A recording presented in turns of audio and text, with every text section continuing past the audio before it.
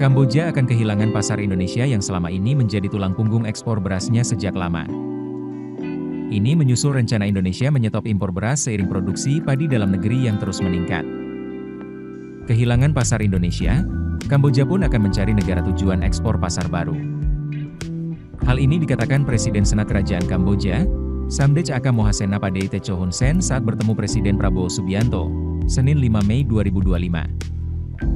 Hun Sen juga menilai prestasi Indonesia luar biasa karena produksi beras naik dan berlimpah.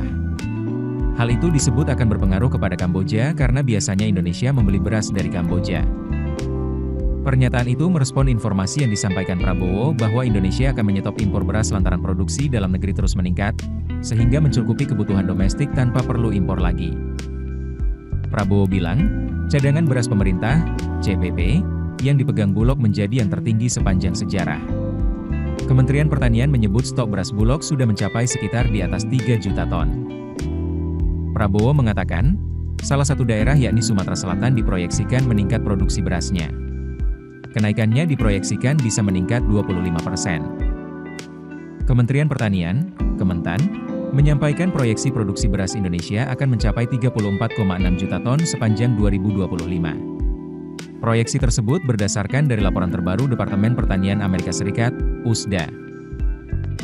Kepala Biro Komunikasi dan Layanan Informasi Kementan, Moh Arif Cahyono, mengatakan jumlah ini menjadikan Indonesia sebagai negara dengan produksi beras tertinggi di kawasan ASEAN tahun ini. Produksi beras nasional pada semester pertama tahun 2025 melonjak tajam sebesar 11,17% dibanding periode yang sama tahun lalu. Berdasarkan data Badan Pusat Statistik, BPS, produksi padi Januari-Juni 2025 diperkirakan mencapai 32,57 juta ton gabah kering giling, GKG, meningkat 3,27 juta ton dibanding semester pertama tahun 2024. Produksi beras turut meningkat menjadi 18,76 juta ton, naik 1,89 juta ton dari tahun sebelumnya.